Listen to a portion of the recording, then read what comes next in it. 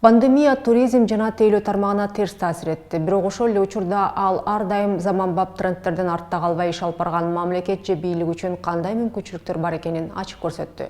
Пандемия учурундагы трендтердин бири аралыктан иштөө болду. 2020-жылы дүйнө жүзүндөгү канчалаган адамдар бир мамлекетте жашап, бирок ар башка жакта иштей ала турганына күбө болдук. Кыргызстандагы ушундай ишкерлик туризмдин борбору бололары бышык. Кооз жаратылышы, тарыхый борборлорго болгон жакындыгы жана арзан баалар. Болгону дүйнөгө ачык болуп, эркиндикти камсыздап, инфраструктураны өнүктүрүү зарыл. Шаар канчалык кооз болсо, ал өзүнө ошончолук билимдүү адамдар тартат. Бул туурасында шаардын кооздугу анын экономикасына таасир бере алабы деген кызыктуулуктөдө айтылат. Жыйынтык кооздук үчүн төлөө же премиум бьюти деген сөз келбеттүү сулуу адамдарга сыяктуу эле кооз шаарларга дагы карата колдонулат. Экономисттер шаардын кооздугу эмнеде деп изилдешкен. Бул кооз табият шаар ичинде парктардын, жашыл зоналардын көптүгү, тарыхый жайлар, дарыя, көлмө же тоого жакындыгы сыяктуу көрсөткүчтөрү. Я много слышу, что иностранцы... Мен бул жака келген көптөгөн чет өлкөлүктөрдүн кубануу менен Кыргызстанга келип, иштеп, жашайт элек дегендерди угуп жүрөм. Ысык көлдө жашашмак. Эгерде бизде жакшы медициналык кызмат көрсөтүүлөр, билим берүү жана инфраструктура болсо, алар үй бүлөлөрү менен келип бул жакта жашашмак. Инфраструктуры, да, чтобы они могли здесь приехать сюда и жить своими семьями. Бирок шаардын кооздугу бул бир гана кооз табият эмес. Бул мамлекеттин саясаты менен инвестициянын айкалышы.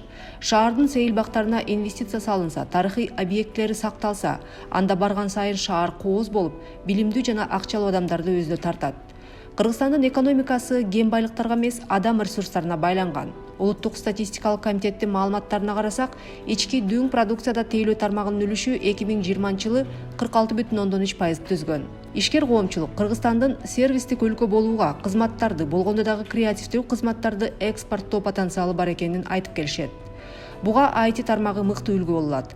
Кыргызстандын IT компаниялары учурда чет өлкөлүк буйртмаларды аткарып, аутсорсинг кызматтарын мыкты өнүктүрүүдө. Эгер биз Кыргызстанга Америка, Европа, Азиядан эл аралык ишкерлерди алып келсек, алар мында акылдуу кыргыз ишкерлерин жолуктуруп, мындагы бизнес кылуу мүмкүнчүлүктөрү менен таанышып, кооз табиятты көргөндөн кийин бул өлкө инвестиция жасап, иштегиси келет деген идеянын жыйынтыгы. Анткени алар мүмкүнчүлүктөрдү өз көзү менен көрөт. Биздин негизги максат борбор азиялык ишкерлерди дүйнөлүк ишкерлер менен байланыштыруу жана алар бирге чоң долбоорлорду ишке ашырат деген үмүттөбүз. Адатта чет элдик компаниялар жана инвесторлор борбордук Азияны бирдиктүү бир базар катары карашат. Ал эми Кыргызстан мына ошол базардын тейлөө хабы боло алат. Центральная Азия, само развитие, вот то, что сейчас происходит. Борбор Азиядагы, мисалы азыркы Өзбекстанда болуп жаткан көрүнүштөр биз үчүн чоң артыкчылык. Өнүккөн Өзбекстан биз үчүн чоң пайда. Биздин аймактарда иштегиси келген ири компаниялар офистерин Алматыда, Бишкекте, Астанада же Ташкентте ачсакпы деп ойлонушат. Жана кайсы жакта жашоого ыңгайлуу шарттар бар болсо, ошол жакты тандашат. Алар ошол инфраструктурада жүрүшү керек. Ал эми эгерде ооруп калышса, сапаттуу медицина кызматтарын ала алышы керек. Ездить по этой инфраструктуре, если они заболеют, они должны получить качественное медицинское обслуживание. Алардын борбордук кеңселери мисалы үчүн эмнеге Кыргызстанда болбосун? Анткени эки базарга тең бирдей аралыкта, жакындыкта. Бүгүнкү күндө дүйнөдө ушундай борборлор бар. Мисалы үчүн Европадагы ири компаниялардын көбү Швейцарияда орун алган.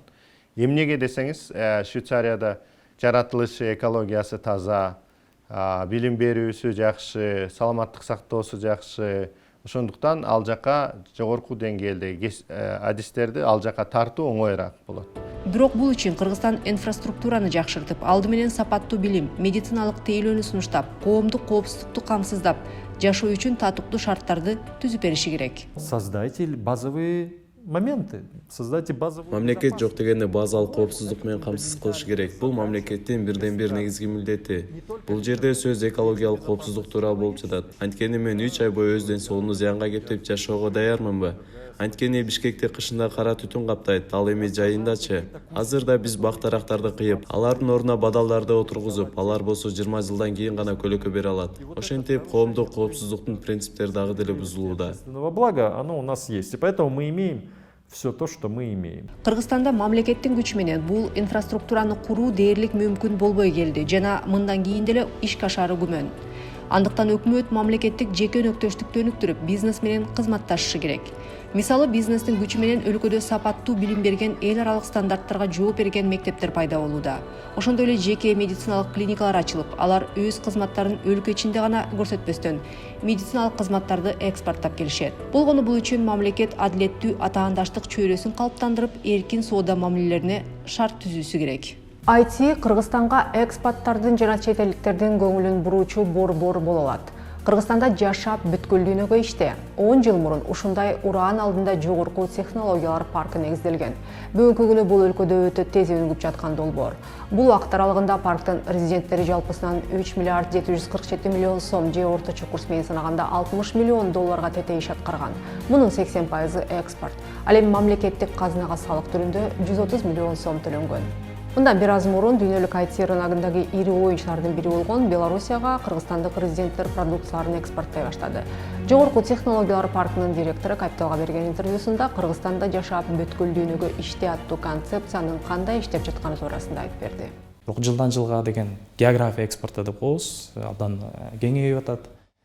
Биздин резиденттер жанагы эле Европага, Великобританияга, Японияга, жада калса жанагы араб өлкөлөрүнө, Мальта деген өлкөлөр пайда болуп атат.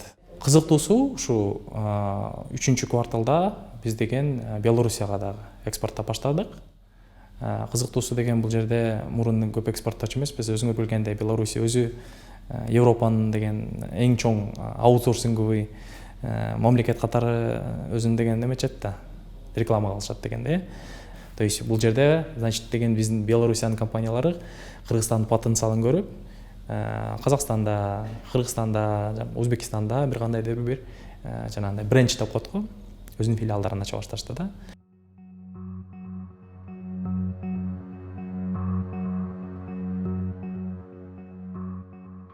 Бул өтө стабилдүү рабочий сила демекмин. Мисалы жана пандемия деле башталганда, быйыл оор жыл болбоду, көптөгөн кишилер, адамдар жумуш жоготушту, Кыргызстанда эле эмес, дүйнө жүзү боюнча. Көптөгөн жанагындай чоң компаниялар жабылды.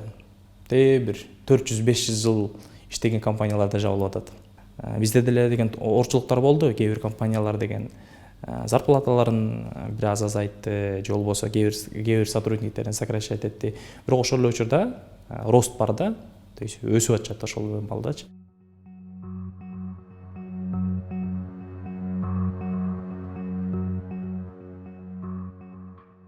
Мисалы деген биздин азыр бир жаш стартап бар, Аббоксо деген.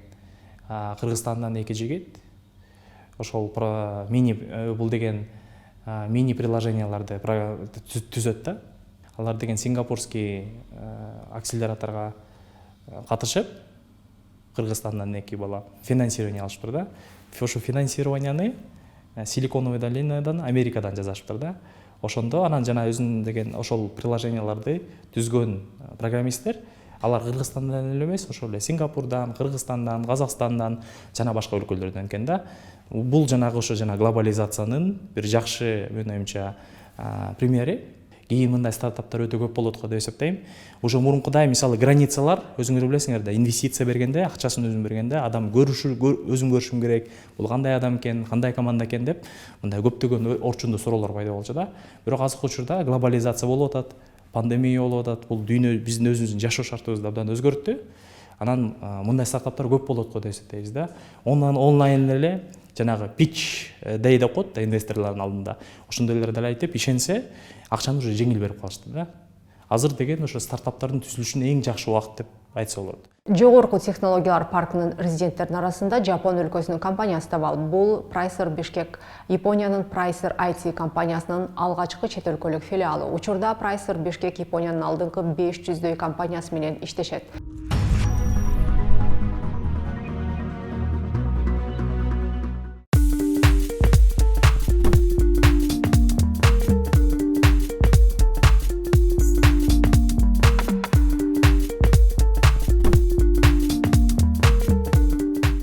Ранее я работал в японской компании. Мен буга чейин Жапон компаниясында иштегем. Иштеп жатканда Жапон кесиптештери менен атаандашуу бул менин биринчи максатым болчу.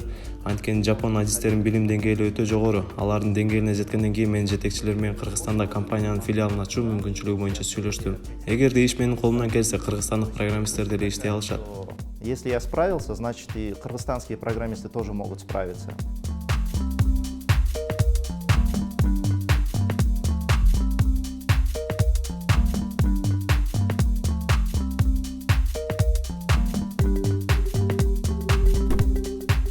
Поскольку мы являемся филиалом, Биз Жапон компаниясынын филиалы болгондуктан прайсер компаниялар тобу деп атайбыз. Жапонияда кардарларды издөө жүрүп жатат. Бир топ болгондуктан, эгерде ири кардар чыгып калса, биз ресурстарды бөлүштүрөбүз. Мисалы, Бишкек кеңсеси мобилдик тиркемени иштеп чыгуу менен алектенсе, бэкенд же фронтенд жапондор тарабынан жүргүзүлөт. Бул биринчиден. Экинчиден, мекеме Жапониянын алдыңкы компаниялар менен иштешүүгө аракет кылат. скажем, топ-500 рейтинга компаний Японии.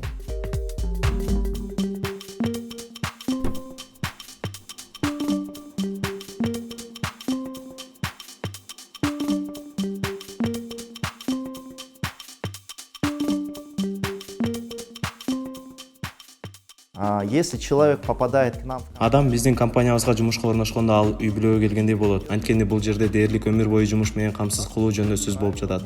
Бизде жумуштан бошотуунун нөлдүк эрежеси бар. Башкача айтканда, кызматкерди жумуштан кетирбөөгө аракет кылабыз. За нашей спиной есть некоторый японский бизнес, который... Биздин үстүбүздөн көзөмөл жүргүзгөн кээ бир жапон бизнестери бар. Биз аларга үлгү болсок, кийин да башка жапон компаниялары жогорку технологиялык парктын курамына кирип, алыстан иштей алышат деп үмүттөнөбүз. Бирок бир нече кыйынчылыктар бар. Тилекке каршы биздин мыйзамдар толугу менен ийкемдүү эмес. Мисалы, биз филиал ачуу убагында жапониялык кызматкерлерди жалдап, бизге жапон кардарларын издөө боюнча кыйынчылыктарга туш болдук. Биздин мыйзамдарыбызга ылайык Кыргызстанга келип, болжол менен 1 ай же андан көп убакыт болуш керек.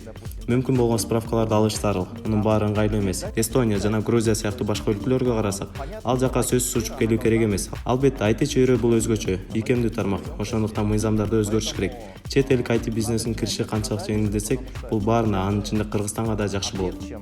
Чем больше мы облегчим вхождение иностранного бизнеса, IT-бизнеса, тем будет лучше для всех, в том числе и Кыргызстану.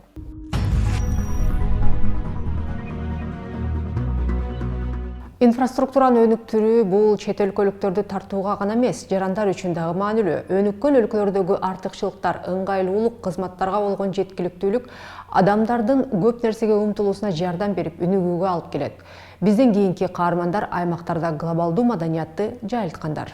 Мен Бишкекте төрөлүп, ошол жакта чоңойгом. Башка жака кетип окуп, анан кайра келдим.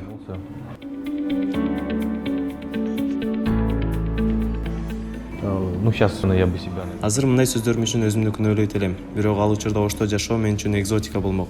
Себеби ошол учурда бул жака келгенимде кафе жокко эси болчу. Кофе жасаганга аракет кылган бир кафе эсимде. Была вот одна кафешка, где делали кофе, пытались сделать. И я здесь увидел очень много. Мен бул жакта өзүмдү жана пландарымды ишке ашыруу үчүн көптөгөн мүмкүнчүлүктөрдү көрдүм.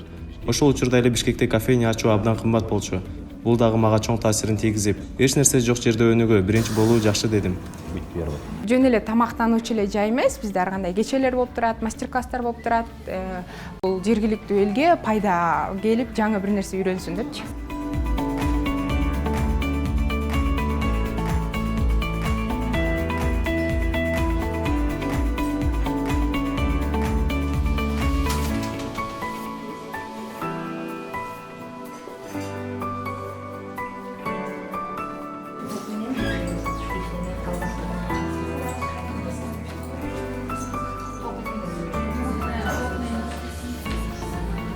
Биз пиццерияны ачаардан мурун изилдөө кылдык атайынчы.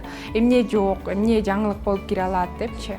Анан пиццерия болду, чыныгы иштеп жаткан пиццерия жок. Анан кийин албетте кээ бир элдерге аябай эле жаңы тамак болду. Кээ бирөө көбү жеп көргөн эмес, кээ бирөө пицца кандай болоорун билбейт. Биз аларга түшүндүрүп, анан кийин баарына эле жагып кетип атат.